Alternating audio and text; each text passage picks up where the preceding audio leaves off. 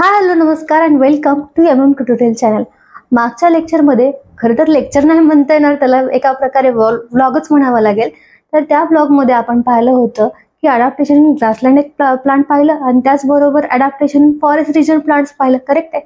त्याच्या अगोदरचा आपला एक राहिला पॉईंट होता, तो म्हणजे adaptation in snowy region plants आणि अडॅप्टेशन इन डेझर्ट प्लांट्स. तर आहे ना, आता तुम्ही म्हणताल की हे सुद्धा आपल्याला पॉईंट पाहिजेत. आता खरं तर मला माझ्या विद्यार्थ्यांना बोर करावं वाटत नाही, पण याचा अर्थ कंटिन्यू असं फिरत फिरत शिकायचंय असं होत नाही. आपल्याला अभ्यास तर करायचा, नॉलेज तर पाहिजे, पण त्याचबरोबर मार्क्स सुद्धा नीट पाहिजेत की नाही. जर आपण नॉलेज घेतलं आणि पेपरमध्ये आपलं प्रेझेंटेशनच नीट नाही करता आलं तर काय उपयोग आहे की त्याचा. तर आता आपण पाहणार आहेत अडॅप्टेशन इन डेझर्ट प्लांट्स. आपण आता परत ग्रासलँड प्लांट आणि फॉरेस्ट रिजन प्लांट्स दोन्ही बद्दल स्टडी करणार आहेत. बट आता आपण पहिल्यांदा पाहतो अडॅप्टेशन इन डेझर्ट प्लांट्स. पाठीमागं मी बोर्डवरती पॉईंट लिहिलेले आहेत. आता आपण हळूहळू एक्सप्लेन करूयात. आता adaptation in desert plants. Desert plants म्हणजे कुठल्या प्लांट्स असतात? त्या अशा प्लांट्स ज्या कुठे असतात? वाळवंटामध्ये असतात. तर डेझर्ट म्हणजेच काय? वाळवंट. वाळवंटामध्ये कुठल्या कुठल्या प्लांट्स असतात? तर पहिलं आहे उदाहरण, ते कुठलं आहे? कॅक्टस. निवडुंग ज्याला आपण म्हणतो मराठीमधून. कॅक्टस म्हणल्यानंतरच पटकन लक्षात येतं म्हणा, तो भाग वेगळा, बट लक्षात आहे इकडे. चला आता पहिला पॉइंट काय सांगतो? Desert animals are either leafless or leaves are like as needles. Small needles असतात त्या, or leaves are converted into the thorns. याचा अर्थ काय? तर ज्या काही डेझर्ट प्लांट्स असतात तर त्यांच्यावरती छोटे छोटे कसे असतात? नीडल सारखे काय असतात? त्यांचे लीव्स असतात.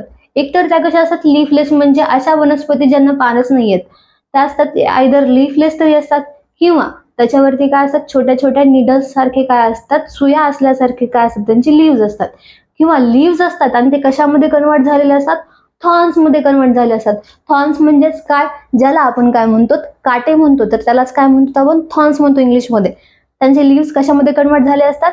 एक तर थॉर्न्स मध्ये तरी कन्वर्ट झाले असतात, आयदर ते कशा असतात? स्मॉल निडल लाईक तरी असतात किंवा त्यांना लीफ नसतातच. ह्या तीन पॉसिबिलिटी असू शकतात. त्यानंतर सेकंड आहे the stem stores water and food, hence it is fleshy. रिकाम्या जागेत विचारलं जातं, अंडरलाईन केलेलं. हे सगळं लिहून घ्यायचं आहे तुम्हाला. तर the stem stores water and food, hence it is fleshy. आता जेवढे सुद्धा आपण कॅक्टस पाहतो, तर कॅक्टस म्हणल्यानंतर मी तुम्हाला इथं साईडला त्याचं चित्र काढून दाखवलं आहे, एक फोटो सुद्धा लावेल. जेवढे सुद्धा कॅक्टस असतात तर ते आपलं असं एकदम सडपातळ वगैरे दिसत नाही, तर ते कसं असतं? फ्लेशी असते, चांगलं जाडजूड मजबूत असते. मग आहे ना, तर त्या फ्लेशीमध्ये, फ्लेशी म्हणजेच काय? असं मांसाळ असल्यासारखं असते, ज्याला आपण म्हणतात ना आंबा खाताना आपण म्हणतो काय मांसाळ आंबा आहे, त्या प्रकारे. तर ह्याच्यामध्ये कॅक्टस आहे तर त्याचं स्टेम कसं आहे? फ्लेशी आहे. आता फ्लेशी का आहे? कारण की ते त्याच्यामध्ये काय करते? वॉटर आणि फूड काय करते? स्टोअर करून ठेवते. का स्टोअर करायचे? प्रश्न पडायला पाहिजे. आता हे कॅक्टस कुठल्या प्रदेशामध्ये येते? डेझर्ट प्लांट्स मध्ये येते. डेझर्ट म्हणल्यानंतर काय असणार? झाला वाळूचा प्रदेश. त्याच्यामध्ये पाण्याची काय असणार? झाली कमतरता. त्याच्यामुळे त्याला काय करावं लागणार झालं? स्टोअर करून ठेवावं लागणार झालं, साठा करून ठेवावा लागणार झाला, तरच ते काय करेल? सर्व्हाइव्ह करेल. त्याचबरोबर त्याच्यावरती काय आहेत? काटे आहेत. काटे कशासाठी प्रेझेंट आहेत? कारण की त्यांना काय करायचं असतं? स्वतःला प्रोटेक्ट करायचं असतं. जर काटे नसतील, कुठले सुद्धा अॅनिमल्स गेले असते, त्याला खाऊन टाकलं असतं, त्याचं जीवन संपून गेलं असतं. त्यासाठी अडॅप्ट करून कसं त्या निसर्गाने त्याला बनवलंय, त्याच्यावरती काय प्रेझेंट केलेत? काटे प्रेझेंट केलेत. त्याचबरोबर शेवटचा एक पॉइंट आहे, हा इथला पण नंतर घेऊया, पहिल्यांदा शेवटचा घेऊया. They have a thick layer of a waxy substance on a stem. त्याचबरोबर याच्या स्टेम वरती काय प्रेझेंट आहे? वॅक्सी सबस्टन्स सुद्धा प्रेझेंट आहे. आता ते कसं आहे? त्याचं स्टेम फ्लेशी. फ्लेशी म्हणजेच काय? त्याच्यामध्ये वॉटर आणि फूड भरपूर साऱ्या प्रमाणामध्ये काय आहे? प्रेझेंट आहे. करेक्ट. आता त्याच्यामध्ये काय भरलेलं आहे? आपण वॉटर आणि फूड भरलेलं आहे. आणि त्याच्यामध्ये आता बघतो आपण उन्हाळ्यामध्ये बऱ्याचदा बघितलं आपण वाळण टाकतो किंवा पापड्या वगैरे टाकतो, त्याच्यामधला ज्या वेळेला वॉटर इनटेक जातो त्यावेळेला ते कम्प्लिटली वाळून जाते. तसंच आपल्या लिव्स मधलं सुद्धा काय होतं? इव्हापोरेशन व्हायला लागते. लिव्स मधलं सुद्धा पाणी जाते, ते डिहायड्रेट व्हायला लागते. त्याच प्रकारे ह्याच्यामधलं फ्लेश, ह्या जो काही फ्लेशी सबस्टन्स आहे, फ्लेशी स्टेम आहे, तर त्याच्यामधून सुद्धा डिहायड्रेशन होऊ नये, म्हणजे पाणी निघून जाऊ नये म्हणून ह्याच्यावरती कसला लेअर प्रेझेंट केलेला आहे? वॅक्सी लेअर प्रेझेंट केलेला आहे. आणि ॲक्वाटिक प्लांट मधलं वॅक्स लेअर वेगळा, त्याचं डिकम्पोजिशन होऊ नये म्हणून. आणि ह्याचं का केलेलं आहे? कारण की ह्याचं काय इव्हॅपोरेशन होऊन त्याचं डिहायड्रेशन होऊ नये म्हणून काय केलेलं आहे, वॅक्स लेअर प्रेझेंट ठेवलाय. समजलं? आता पुढचा पॉईंट पाहू. कुठला? तो म्हणजे स्टेम ऑफ द कॅक्टस. इथं कॅक्टसच आहे, टिंब चुकून लागलेला आहे तिथं. The stem of the cactus is a green in colour. आता स्टेम ऑफ अ कॅक्टस म्हणजेच कॅक्टसचं जे काही स्टेम आहे तर ते कुठल्या कलरचं आहे, ग्रीन कलरचं आहे. ग्रीन कलरचं अर्थात कुठलं, हिरवं. मग खूपदा सांगतेय तुम्हाला की परत एकदा लक्ष देऊन ऐकायचंय की जे जे झाडं हिरव्या हिरव्या हिरव्या हिरव्या कलरचे दिसतात तर त्या हिरव्या झाडांमध्येच कुठलं पिगमेंट प्रेझेंट असते, क्लोरोफिल पिगमेंट प्रेझेंट असते. ज्या झाडामध्ये हिरवा रंग नाही ते झाडामध्ये क्लोरोफिल पिगमेंट प्रेझेंट असणार नाही. ज्या झाडामध्ये हिरवा रंग नाही म्हटल्यानंतर ते स्वतःचं फूड सुद्धा स्वतः प्रिपेअर करू शकणार नाही. मग कॅक्टसच्या स्टेमचा रंग कुठला आहे, ग्रीन कलर आहे. ग्रीन कलर असल्यानंतर त्याचं जे स्टेम आहे तर ते काय करू शकते, इट कॅन डू फोटोसिंथेसिस. स्वतःचं अन्न स्वतः ते प्रिपेअर करू शकणार. समजलं सगळ्यांना? याचा पटकन सगळ्यांनी स्क्रीनशॉट काढून घ्या, लिहून घ्या. नंतर त्याच्यानंतर आपण पाहणार आहेत की अडॅप्टेशन इन ॲक्वेटिक प्लांट्स. त्यानंतर आपण पाहणार आहेत adaptation in snowy region plants.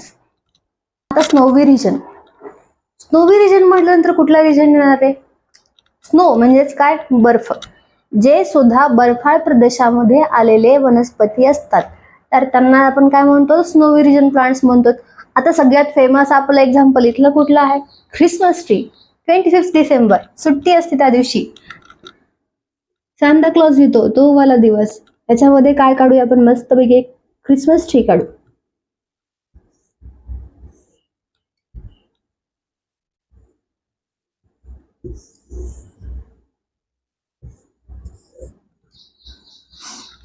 आता हे काय आहे, ख्रिसमस ट्री.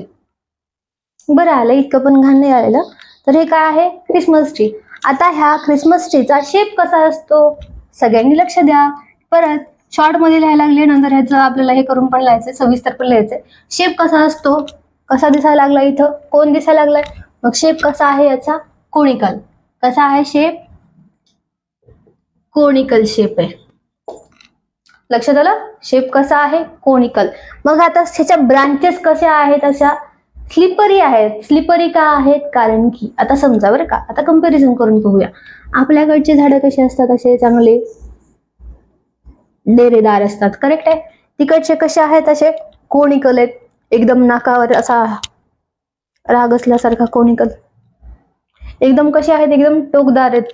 आपल्याकडे कसं असतं, असं डेरेदार झाड असते, करेक्ट आहे. आता स्नोवी रिजन मध्ये पाऊस पडतो का, नाही पडत. तिकडे काय पडतो, बर्फ पडतो. तर ज्या वेळेला सुद्धा आपल्याकडच्या झाडावरती समजा इथं बर्फ पडल्यानंतर ह्याला खाली यायला खूप वेळ लागणार झाला, वितळणार झालं, त्याच्यानंतर खाली येऊन पडणार झालं, किंवा एखादं वारं आलं, कुणी एखाद्या पक्ष्यानं माकडाने वगैरे हलवलं तर ते खाली पडणार झालं. जर त्याला कोणीच काही केलं नाही तर इथल्या पानांचं काय होणार झालं, ते पानं जे आहेत ते सडून जातील की नाही. इथल्या कुठल्या आपल्या पानांवरती वॅक्स लेअर प्रेझेंट नाहीये तर हे काय होणार झाले, सडून जाणार झाले. त्यामुळं स्नोवी रिजन मधल्या प्लांटने स्वतःला काय केलेलं आहे, स्वतःचा डायरेक्ट शेपच त्यांनी चेंज करून घेतला. शेप कसा आहे त्यांचा, कोनिकल शेप आहे.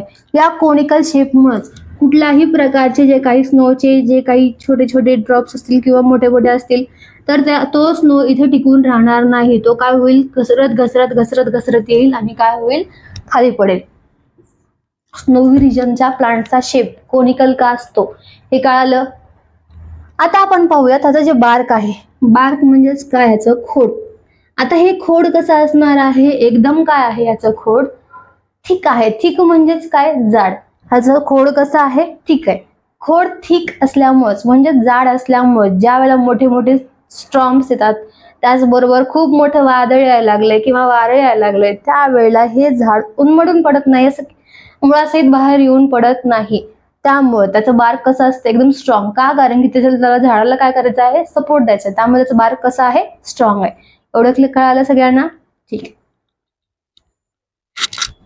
आता आपण काय करूया ना, जे पॉइंट्स लिहून घेऊया.